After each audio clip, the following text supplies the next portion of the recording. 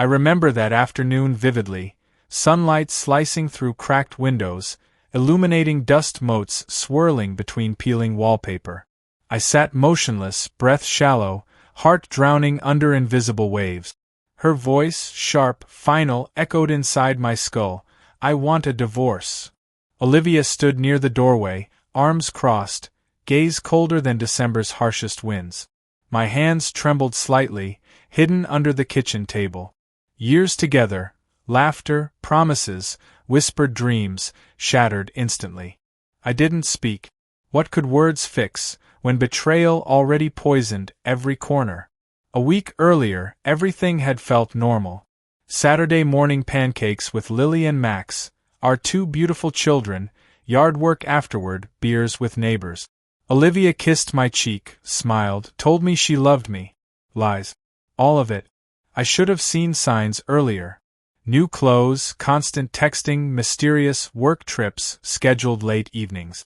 But love blinds judgment, fogs instincts. I believed her because doubting hurt more. After she packed bags, she moved into an apartment downtown. Sleek, modern, sterile, perfect for starting new lives with strangers. She took furniture, my favorite leather chair, even utensils. Only an old couch and a broken TV remained. Court dates blurred together, each one another dagger through bruised ribs. Olivia's lawyer, some oily man named Brandon Pierce, spun tales painting me as abusive, neglectful, irresponsible. Lies mounted faster than snowdrifts in blizzards. I tried defending myself, but judges listened sympathetically to teary confessions, fabricated diary entries, doctored photographs. Ultimately, she received everything: the house, custody, car, savings, respect, dignity. Worse, she poisoned Lily and Max against me. Told them I abandoned our family. That I didn't care. That another woman existed, a complete fabrication. My children, once warm and adoring, now looked at me like I was some monster crawling from sewers. Weekends I spent alone, pacing cracked linoleum floors, imagining their birthdays without me. Their first date. Graduations. Tears burned down my cheeks silently. Shame devoured every remaining ounce of pride. Eventually, whispers about Olivia's new friend surfaced. Tristan Kane, personal trainer, 29, built like Greek statues. Muscles everywhere. Tattoos lacing both arms. Rumors said she met him months before filing papers. Maybe even longer. I stalked social media late nights, scrolling through endless photographs of their vacations, candlelight dinners, ski trips, beach getaways. Olivia's smile, once reserved solely for me, now plastered across countless selfies with Tristan's hand curled possessively around her waist. One evening, desperation pushed me toward the nearest bar, Dusty's Tavern, a grimy dive smelling like stale cigarettes and broken dreams. Neon lights buzzed overhead. I ordered whiskey, then another, then lost count. Somehow, amidst sticky floors and blaring jukebox songs, I met Celeste. She wore a red leather jacket, black ripped jeans, boots laced to her knees. Hair streaked pink, violet, gold. Nose ring glinting mischievously. Her laughter, loud and unapologetic, cut through smoky air. Our eyes locked briefly across cracked bar top. Something primal stirred inside my hollow chest. Anger, lust, longing, rebellion. I needed to forget Olivia. Needed someone, anyone, to remind me life still flowed through these aching veins. I bought her a drink. She smiled wide, teeth crooked, charming. We talked about nothing important.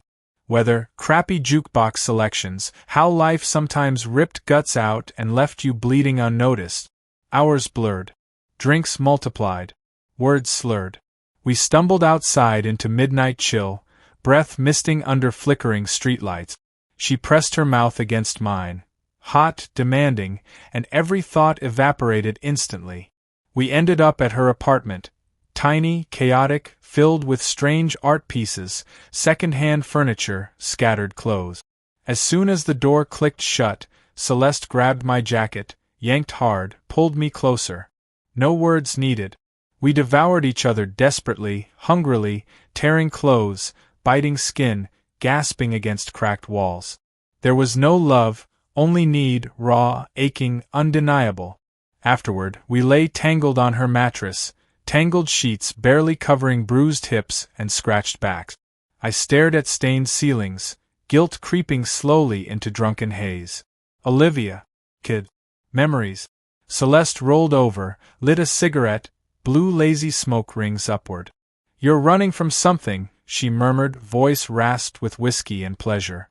I nodded, unable to lie. She didn't ask further. She didn't need answers. Maybe she recognized brokenness better than anyone else. We became something. Not love. Not friendship. More like wounded animals finding shelter during relentless storms. I'd visit her dingy apartment whenever loneliness threatened to swallow me whole. She never judged. Never demanded. Only offered reckless comfort, bruising kisses, empty laughter. Meanwhile, Olivia flaunted her new relationship everywhere. School events, social media, parent gatherings. Tristan towering beside her, arms wrapped possessively around her waist, lips brushing her hair tenderly. Once, during Max's baseball game, I saw them together. Olivia wore tight jeans, Tristan's hoodie draped casually over her shoulders. I caught her gaze briefly across crowded bleachers. Cold. Dismissive. Victorious. Rage twisted inside my gut, burning hotter than furnace fires. I clenched fists tightly, nails biting into palms. I wanted to scream, to tear him apart, to shake her until memories returned, but pride held me frozen. Max barely acknowledged my presence. Lily stayed glued beside Olivia, casting nervous glances my direction, uncertain, guilty. I waved weakly. Neither waved back. Afterward, driving home alone, I broke down completely. Parked along deserted highway shoulders, sobbing uncontrollably behind steering wheels. Years together, now reduced to awkward nods, sidelong glares, avoidance. Still, amidst ruins, flickers of hope remained. I started seeing a therapist, Dr. Evelyn Moore. She helped me stitch broken pieces slowly back together, session after session. Taught me breathing techniques, cognitive strategies, ways to rebuild self-worth shredded mercilessly by betrayal. It didn't erase pain. Nothing could. But gradually, mornings felt less heavy. Nights less suffocating. I stopped visiting Celeste after a while. She understood without bitterness. Hugged me tightly, whispered, "Go heal yourself," before closing doors gently behind my retreating footsteps. Months turned into a year. I secured a small apartment, beige and bland, but mine. Started freelance writing gigs, poured emotions into ink-stained journals. Adopted a scrappy mutt named Jasper from local shelters. He became my constant companion, curling beside my feet every evening. Olivia, meanwhile, flaunted her relationship's perfection online endlessly. Lavish vacations, jewelry gifts, matching tattoos. Smug smiles plastered everywhere. But perfection rarely withstands pressure indefinitely. Cracks began appearing.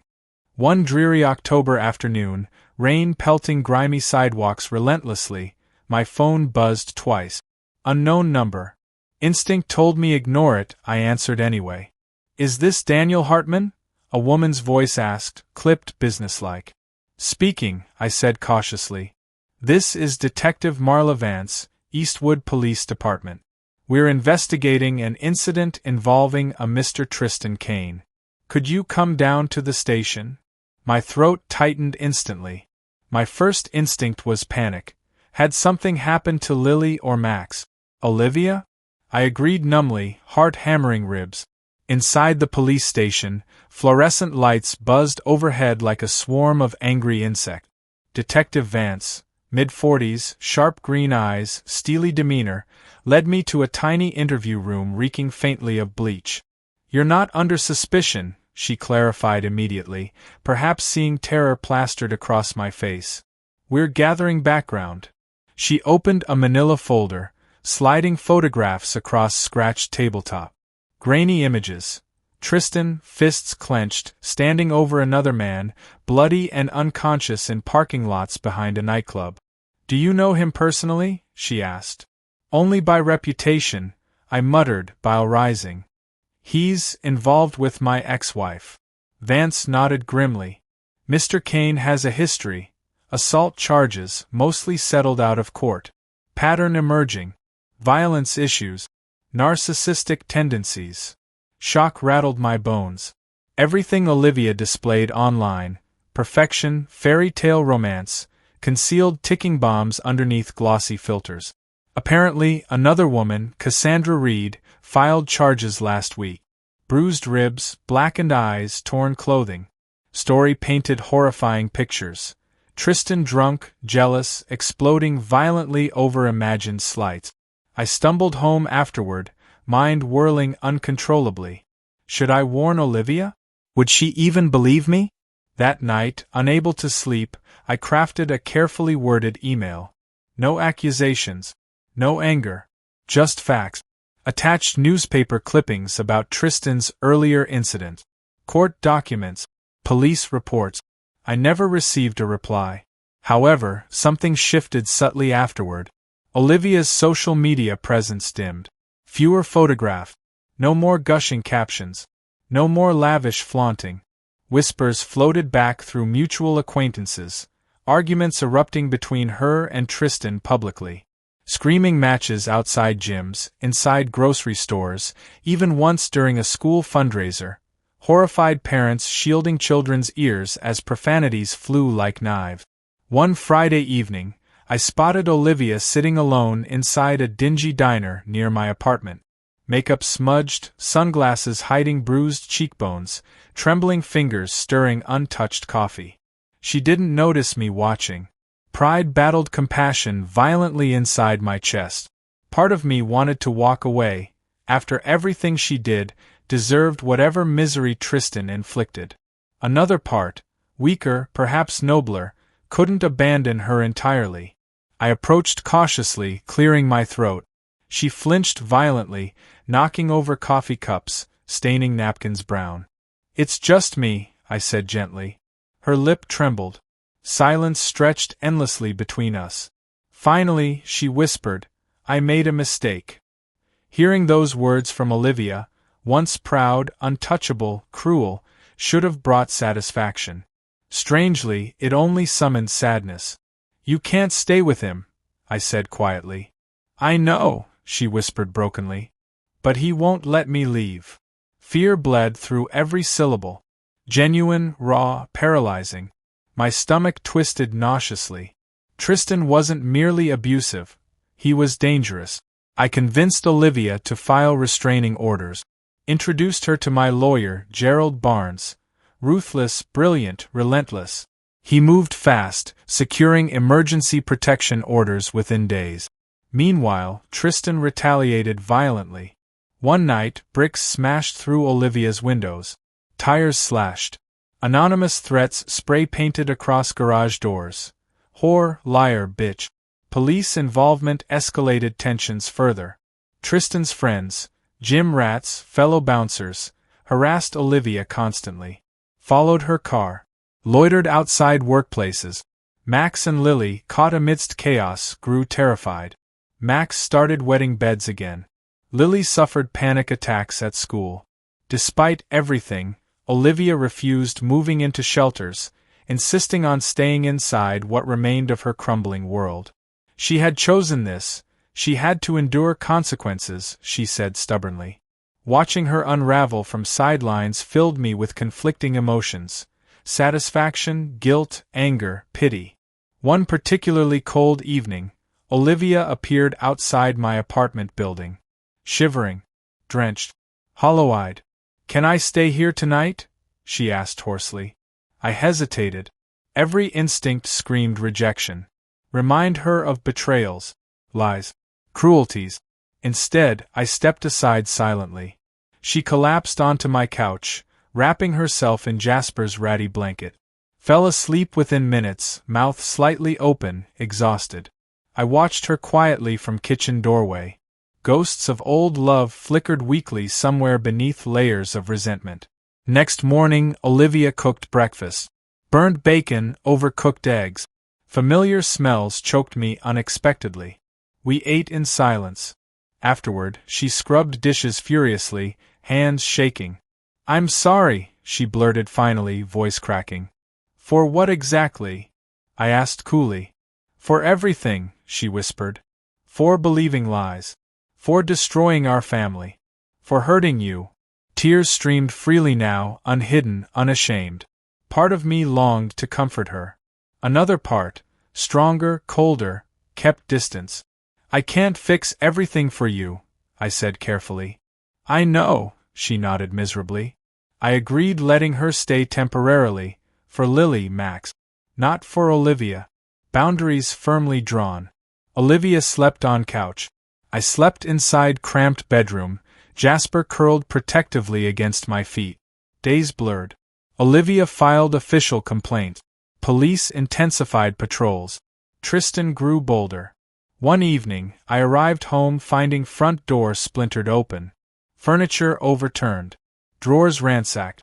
Jasper barked ferociously, hackles raised. Olivia crouched inside hallway, clutching kids protectively. Police sirens screamed minutes later. Tristan arrested, dragged away kicking, screaming threats promising revenge. Later, inside police reports, details emerged.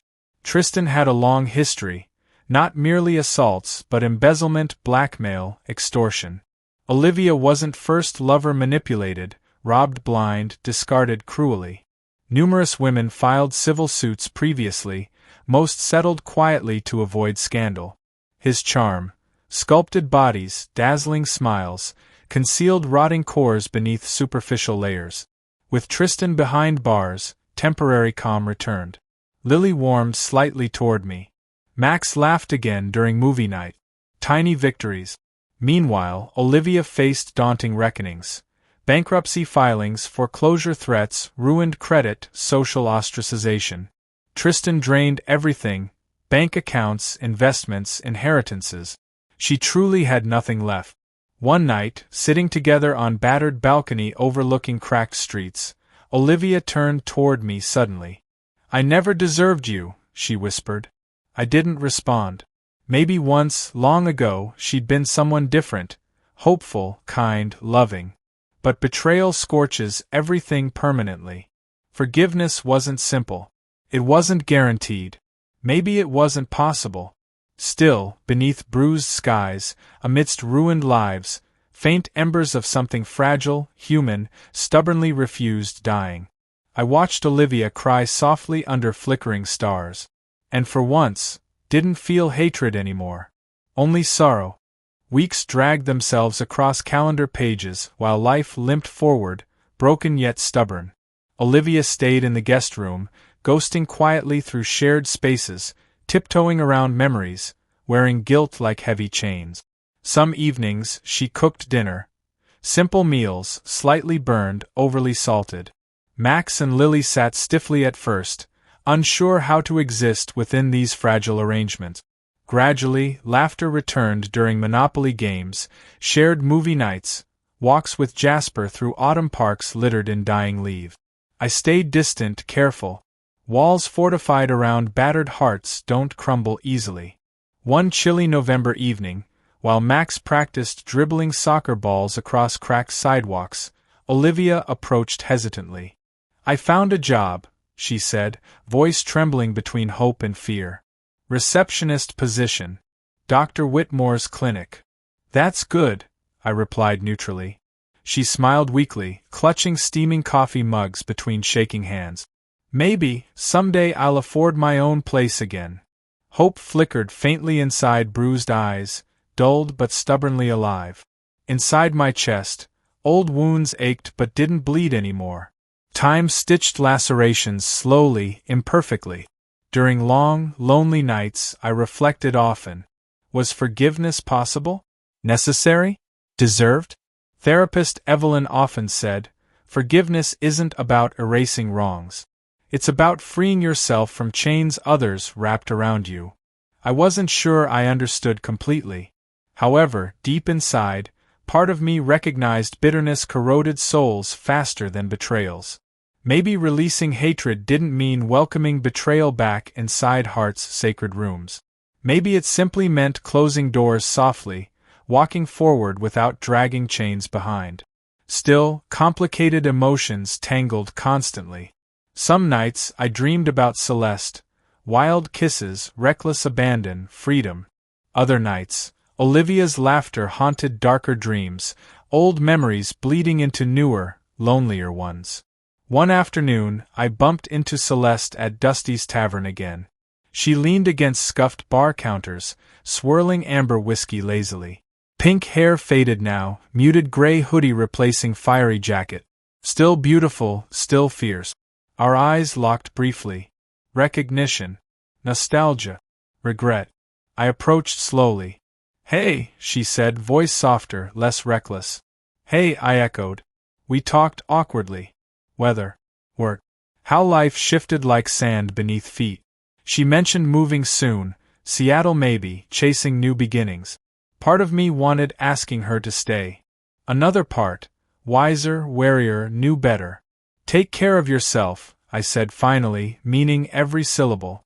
"You too, heartbreaker," she teased lightly, before pressing quick kisses against my cheek. I watched her disappear into night's misty embrace without looking back. Closure, bittersweet and necessary. Meanwhile, Olivia's struggles intensified. Her paycheck barely covered essentials. Car repairs drained meager savings. Max's dental braces loomed, expensive and unavoidable. Pride kept her from asking help. Stubbornness kept me from offering unsolicitedly. Sometimes I found grocery bags mysteriously light, cheaper brands, smaller portions. Lights switched off quickly to save electricity. Jasper's food rationed carefully. Watching silent sacrifices carved painful gouges deeper than shouted arguments ever could. One Saturday, Olivia collapsed while stacking laundry basket. Body simply gave out, exhaustion, malnutrition, stress. Ambulances wailed through streets moments later. I rode beside her, clutching limp hands, praying silently. Hospital corridors stretched infinitely, sterile and uncaring. Doctors diagnosed severe anemia, dehydration, minor heart arrhythmias caused by relentless stress. While machines beeped quietly around her sleeping form, I sat rigidly nearby, guilt gnawing relentlessly. Despite everything, seeing her fragile, vulnerable, helpless shattered hardened defenses unexpectedly. Max and Lily curled beside hospital bed later, drawing crayon pictures, whispering reassurances. Family, fractured yet resilient. After days under observation, Olivia returned home cautiously, doctor's orders demanding rest, nutritious meals, stress reduction. Easier prescribed than achieved. Bills mounted. Tensions simmered. Arguments erupted occasionally. Snapped words, slammed doors, bitter silences. Yet apologies followed quicker now. Understanding lingered longer. Progress. Messy, uneven, genuine. Meanwhile, court cases against Tristan proceeded slowly. Trials postponed repeatedly. Witnesses intimidated. Evidence misplaced mysteriously. However, cracks inside Tristan's facades widened steadily. Other women emerged, victims silenced earlier, emboldened now. Eventually, cumulative testimonies painted monstrous portraits impossible ignoring anymore. Public opinion shifted brutally. Tristan's gym memberships revoked. Sponsorship deals evaporated. Local newspapers splashed mugshots gleefully across front pages. Karma, long delayed, finally gathered debts. Meanwhile, Olivia's healing continued inch by inch. She joined therapy groups, attended financial literacy workshop, volunteered weekends cleaning parks, organizing donation drives. I admired silent strength growing inside her slowly, stubbornly. Still, I guarded heart's inner sanctuaries fiercely. Trust, once shattered, never rebuilds completely. Late one December evening, after kids fell asleep watching holiday cartoons, Olivia and I shared cocoa mugs quietly near fireplaces sputtering bravely against winter's chill. Outside, snowflakes danced drunkenly beneath yellow lamplights. "I never stopped loving you," Olivia whispered suddenly. I stared into crackling embers, unsure responding. "I don't expect anything," she continued hurriedly. "I just needed saying it. You deserved hearing it, at least once. Tears shimmered inside brown eyes, reflecting flickering flames. Honesty. Raw, painful, overdue. I sipped cocoa, letting silence weave complicated tapestries between us. Finally, softly, I answered. I loved you once, I said truthfully. Maybe some parts always will. But love alone doesn't erase scars. I know, she nodded, blinking rapidly.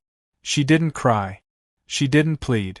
She simply sat beside me, sipping cocoa, honoring silences filled with broken dreams and stubborn hope. Somewhere deep inside, grudges crumbled quietly under snowfall's gentle weight. Maybe forgiveness wasn't loud declarations or passionate embraces. Maybe forgiveness whispered itself softly during quiet nights filled with bittersweet memories and cautious futures. Maybe healing wasn't grand dramatic scenes, merely small choices stitched together patiently across endless days. Choosing kindness over anger. Choosing understanding over vengeance. Choosing moving forward over clinging backward. Maybe real strength wasn't never breaking. Maybe real strength was rebuilding ruins patiently, stubbornly, imperfectly. Together, separately, wounded hearts stitched fragile tapestries toward uncertain tomorrows. As snow blanketed cracked sidewalks outside, burying scars beneath purest white silences, I realized something profound. Life wasn't about avoiding pain. Life was about choosing love anyway, again and again, even when it hurt. Even when betrayal poisoned past. Even when forgiveness seemed impossible. Especially then. Winter retreated reluctantly, leaving behind slush, mud, brittle branches snapping under warming skies. Max's soccer practice resumed. Lily spent afternoons braiding wildflowers into Jasper's muddy fur. Life, stubborn, beautiful, chaotic, bloomed anew. Court dates arrived finally after endless postponement. Olivia testified bravely, recounting horrors beneath solemn oaths, trembling hands steadying scattered memories. Other victims spoke, too, a chorus of broken voices refusing silence anymore. Tristan, once smug, swaggering, shrank visibly under weighty accusations, drowning inside evidence impossible escaping. Guilty verdicts thundered across cracked courthouses like cleansing storms. 10 years minimum incarceration. Restitution payments ordered. Restraining orders renewed indefinitely. When sentencing concluded, Olivia wept quietly inside courtrooms, echoing emptiness. I sat 2 rows behind, silent witness, silent support. Afterward, outside beneath skeletal trees, Olivia turned toward me. "Thank you," she whispered simply. I nodded once. No grand declarations necessary. We both knew survival often spoke softest, loudest. Meanwhile, life demanded relentless motion. Olivia saved diligently, scraping pennies into nickels, nickels into dollars. Eventually, she found tiny rental duplex across town, peeling paint, sagging porch, crooked mailbox leaning stubbornly against memories. Still hers. Independence, dignity, hard-won, beautiful. We celebrated awkwardly. Max begged sleepovers immediately. Lily decorated bare windowsills with hand-painted flowerpot. I helped Olivia move battered furniture, lifting sagging mattresses, ancient dressers carrying decades-old ghosts. Inside empty duplex, standing breathless amidst crumbling walls, Olivia smiled radiantly for first time since everything collapsed. Maybe broken things shone brighter stitched carefully together again. Meanwhile, Celeste sent postcards occasionally, snapshots of Seattle's gray skies, bustling coffee shops, endless bookstores. Always unsigned. Always unnecessary. I kept them tucked inside kitchen drawers alongside grocery coupons, crayon drawings, overdue bills, little pieces of unfinished stories. Time's river carried us all forward relentlessly. Birthdays arrived, balloons, cake smudges, squealing laughter. Soccer championships won. School plays performed terribly, wonderfully. Max started calling me Dad again instead of stiff Daniel. Lily slipped drawing papers into briefcases daily, stick figures holding hands beneath rainbow skies. Olivia dated tentatively again. Kind men, broken men, complicated men. None lingered long. Sometimes I glimpsed loneliness clinging stubbornly across her shoulders like threadbare coats. Still, she never leaned too heavily anymore. Never asked rescuing. Never begged rebuilding bridges she burned recklessly once. Instead, she rebuilt own kingdoms patiently, brick by crumbling brick. I admired her strength quietly, from careful distances. As for me, heart mended unevenly, imperfectly. I dated too, clumsily, cautiously. Librarians, nurses, artists, some good, some heartbreaking, all necessary. Healing never unfolded linearly. Healing zigzagged, stumbled, bruised, laughed anyway. Sometimes, lying awake beneath whispering ceilings, I wondered, could things have ended differently if choices shifted sideways somewhere distant? Maybe. Maybe not. Regret, I learned, devoured souls faster than anger ever could. Acceptance grew slower, sturdier. Forgiveness bloomed unexpectedly, wildflowers pushing through sidewalk cracks stubbornly despite neglect. One bright spring morning, Olivia invited me over for coffee.